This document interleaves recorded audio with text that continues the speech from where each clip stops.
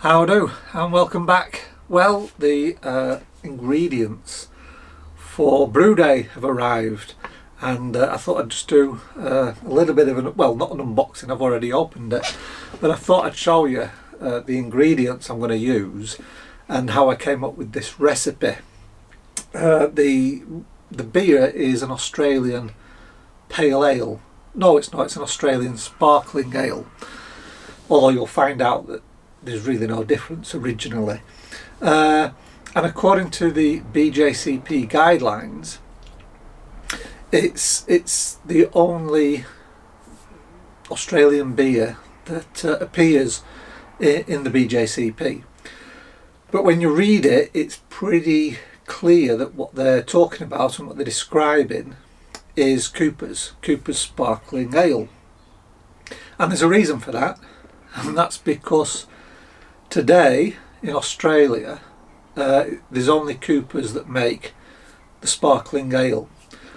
So obviously the BJCP, I think it was in 2015 when it first appeared, they had no other samples to go off. So when you read these style guidelines, you're basically just reading about Cooper's. But I've actually done a bit of digging and a bit of research, and I found out it wasn't just Cooper's. In fact, it was a very popular style. So when I'm creating a beer, I first of all think about, well, what style is it? And then I go out and do some research about that style. And I've been reading this book by a guy called Peter Simmons. It's a really interesting read. It's about the history of brewing in Australia.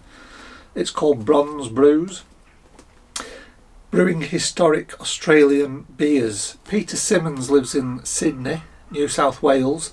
He's a home brewer and a beer writer. And basically he was given access to the archives of a brewery. And mostly I think the archive was for Two's Brewery, which was Sydney based. It's closed now in 2005. But he was allowed to look at the archives for that brewery and a couple of others. And he's basically recreated these historic Australian beers. But when it comes, one of the things you notice is it doesn't mention sparkling ale a lot, and he sort of explains that towards the back of the book when he's actually talking about the different styles. And he says here that Australian sparkling ale, which at best ended up as a niche bottled condition product from South Australia, which he's talking about Cooper's there, they're the only ones who make it. He says, but was as a style the preeminent pale ale from the 1870s to the 1920s, when bottled lager started its ascendancy. So basically, sparkling ale is an Australian pale ale, the old type of pale ale that was brewed between the 1870s and the 1920s. And so his recipes, if you wanted to recreate a sparkling ale, he suggests you just use one of his early pale ale recipes because it was sparkling ale. He recommends one of the 19th century recipes. I'm not. I'm going to use some a little bit later, which I'll get to. But that is basically what sparkling ale is. It's an early version of the Australian pale ale.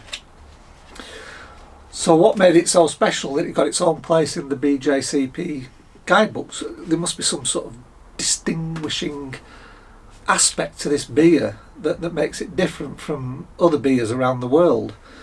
Well, he sort of already also answers that question, and this is going to be interesting when we want to try and think about our recipe. A signature difference in Australian brewing from the 1820s to the present day, and this was 2020 edition, so yeah, pretty much the present day, was the use of adjuncts. Initially, this was because of the unreliability of supply due to failures of grain crop harvests. Back in those days, Australia imported pretty much all of its resources, including grain, and this is in the days of galleon ships and things like this. Most of that grain came from Britain, and it was just unreliable. Ships sank, or we had bad weather, which often happens in Britain. So it was unreliable crops. So it says brewers at the time had to rely on, are you ready, sugar, and were permitted to use it, unlike in England, where its use was not permitted until 1847. Indeed. It says the use of sugar as an adjunct affects the taste of Australian beers and is probably the most significant point of difference between its beers and others around the world. Indeed, the use of sugar is and was inherent to the character of Australian beers, whether ales, stouts or lagers. Most countries use maize, they use corn. Adjuncts aren't rare, but what made the Australian beer was they used sugar. Any type of sugar. But most popular, believe it or not, was cane, just normal cane sugar, table sugar, white table sugar, and that gave it the unique taste, and that's what makes Australian beers, even to the present day, unique. So, okay, we know we're going to have to include an adjunct if we want to try and make this authentic, and we're going to have to use sugar. I'm going to use table sugar. I'm going to use 1 kilogram of table sugar. It's a bit like home brewing, isn't it? What, a kit and a kilo. So I'm going to use 1 kilogram of cane sugar in my recipe. I've actually got my recipe up here. But what about the malts and hops? Well, I got a little bit of insight from this book. This is Jolly Good Ale and Old, Cooper's Brewery. It's the history from 1862 to 1998. And what I didn't know about Thomas Cooper is that he comes from Skipton, which is only about 15-20 miles away from me, maybe a bit more. I can catch a bus to Skipton, beautiful little town. He comes from Skipton, near me. And he was a shoemaker. And I used to be a shoemaker. There you go, it's a small world, isn't it? And now here we are, like 150 years later, and I'm brewing his kit beers, just about 20 miles from where he used to live. Right, anyway, I'm getting lost here. So, okay, in this book it says, on the 13th of May 1862, Thomas Cooper brewed his first recorded brew. That's what we now know as the sparkling ale, designated A, from 4 bushels of English malt and 8 pounds of Kent hops in 46 gallons of water, which he made into a pale ale for sale at 6 shillings a dozen and a slightly heavier ale for 7 shillings and sixpence. So that gives us a little bit of a clue. It uses English malts and Kent hops. And it actually says later on that in 1863 he was gifted a pale ale recipe, but it's not sure that he used it because it contained a lot of sugar, and Thomas Cooper didn't use sugar. He was an all malt brewer, so he was sort of like bucking the trend back in the 1860s, because pretty much everyone else was using adjunct. As we just read, they were just using sugar in their beers. But I thought that was interesting. And it also says here what prompted Thomas Cooper to take up brewing in 1862 is not certain, although it is believed that he brewed some ale as a tonic for his wife Anne, as an innkeeper's daughter, when sampled by the neighbours, created more of a passing interest and a request for more. So the innkeeper's daughter, now we know where that name comes from, for the sparkling ale. In the kits, the homebrew kits, the sparkling ale is called Innkeeper's Daughter, and that's because the sparkling ale that he brewed was her recipe and she was an innkeeper's daughter. Interesting little bit of nugget there. That's also why you've got, is it a bootmaker, the pale ale? Because he was a bootmaker. Anyway, I digress.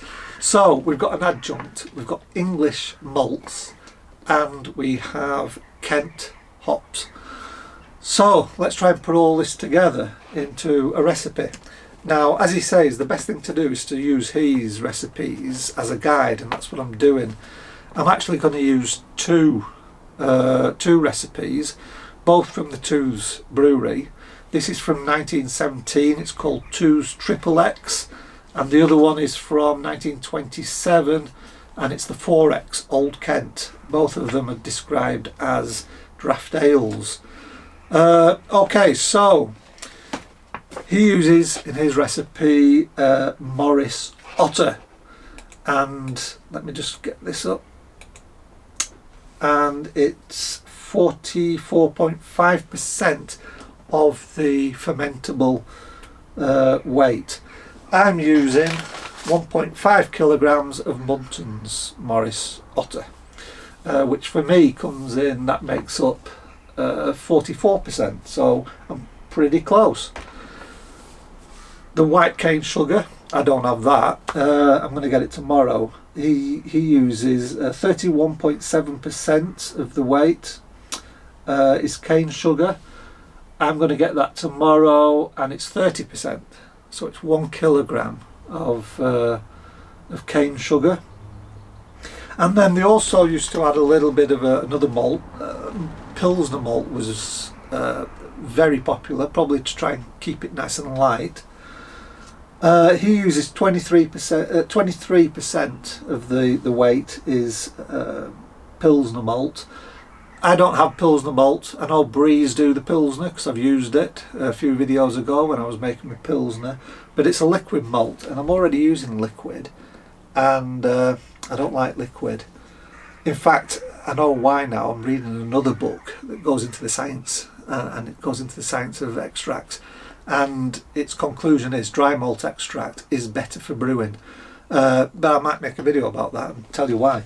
So I don't want to add any more liquid malt extract, so I'm going to use extra light dry malt extract in place of Pilsner. So it's 23% of the weight here, and mine's 22%, so I'm pretty much bang on there. I'm using 750 grams of extra light DME as a specialty grain. Now, what's interesting is they don't use many specialty grains, and when they do, it tends to be like black paint malt, very little amount. However, the 1927 recipe does use crystal, and it's Simpson's Pale Crystal, 3.2% of the weight, and mine comes in at 4, so again I'm pretty much bang on with these weights. I'm going to use 130 grams, like he does, of crisp crystal. I've got it here. Crisp Crystal 100, and that's because it's 100 EBC, or about 38 Loverbond, and he reckons 104 EBC for his crystal. So it's pretty much bang on for the EBC. And I'm only going to use about 130 grams because I don't want it to add much flavour. The Australians didn't use a lot of crystal in their beers, but I do want it to add a little bit of colour. That's why I've got this very light, extra light crystal. I want it to add just a little bit of colour, just to give the final beer like a goldeny appearance. So that's why I'm using that. Now, for the hops, he uses Cluster and East Kent Golden. Well, we know Kent hops were being used back then because that's what Thomas Cooper himself used, and all these recipes in this book are using Kent hops, the old recipes. I should have gone with Cluster at 7% alpha acid. Instead I bought some East Kent Golden at 4.9%.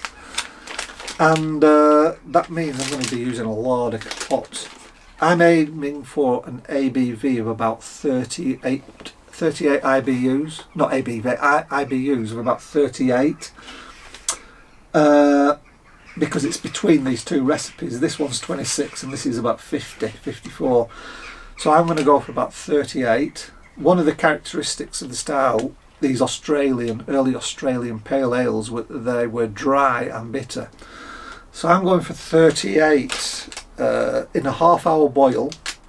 So that means I'm going to be using 70 grams of East Kent Golden. For flavour, not many recipes actually use a flavour addition, but this 4X Old Kent, they do. They use a 20-minute addition of cluster. I decided I want to give this a little bit of a modern twist. You know, it's great going back into the history and trying to recreate these beers, but I think, you know, we're living in the 21st century, let's give it a modern twist. So I'm going to have a 15-minute boil of Galaxy. I should have used these for bittering really. It's 14.8%, saved me a shed load of hops. But I do want to use the East Kent Goldens, you know, just that nod towards the history. So Galaxy, yes, I'm going to add this with 15 minutes left in the boil. About 10 or 15 grams. I don't want it to be overpowering. I don't want this to be just sort of like a tropical fruit bomb, hot bomb. Because the style is, it's a nicely balanced beer. You know, malty, a little bit of hop, and some yeast characteristic. And for the yeast, there's no hop stand, by the way. None of these use any sort of dry hopping. So for the yeast, he recommends White Labs WLP 059, which is Melbourne ale yeast. You could also use WLP 009, which is Australian ale yeast, both by White Labs. What's interesting about the 009, I've learnt, is that it is actually Cooper's. It's the Cooper's commercial yeast. From what I've read, and I'm going to be reading a bit more on this because Peter Simmons wrote a follow-up book to this where he got actual access to the Cooper's archive. And during the days of Empire, London requested yeast samples from all over the Empire, and Cooper sent some, and he found it. That lab's still there, and he found it. And he contacted White Labs, and now they make it commercially available, and he's pretty confident this is the Cooper's yeast, and that's WLP 009. Unfortunately, I can't get both.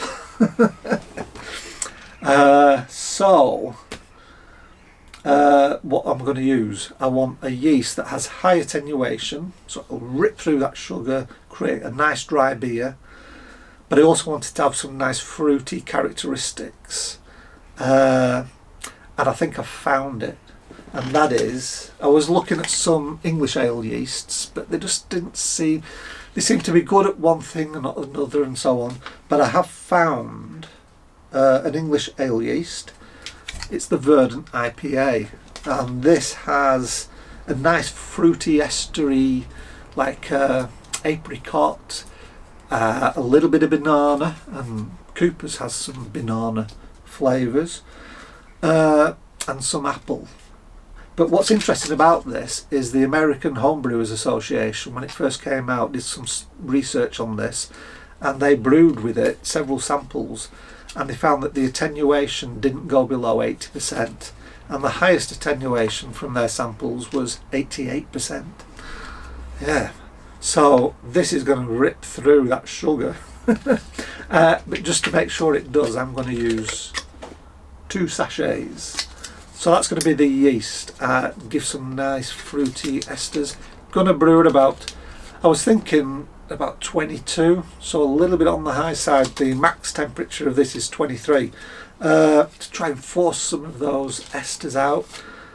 But I'm not. I'm just going to keep it around about 20 degrees and 21 degrees and see how this performs.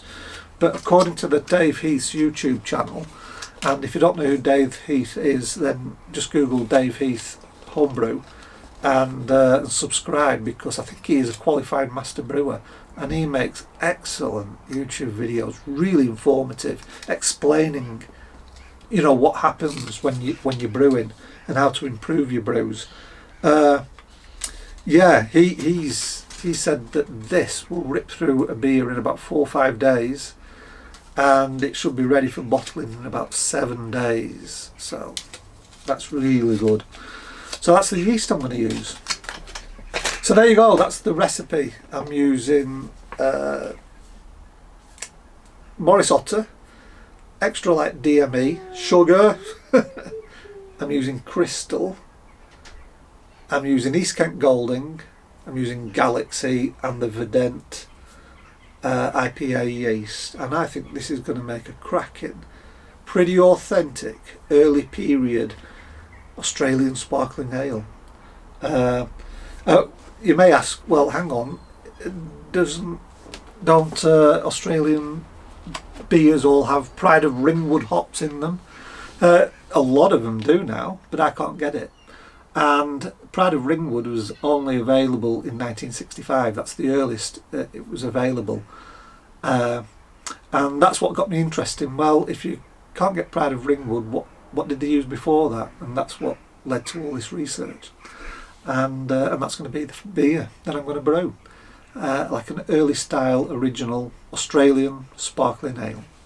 So I hope you've enjoyed that. It's been a bit of a ramble, but I've got all my ingredients together now. On Sunday I will be brewing the beer, and I should have that up probably Monday or Tuesday. I'm gonna brew, video myself brewing, and probably have a chat over a beer as well. So thanks for watching. It's been a pleasure. I'm going to the pub in about an hour's time. So right, I'm off. Bye bye for now.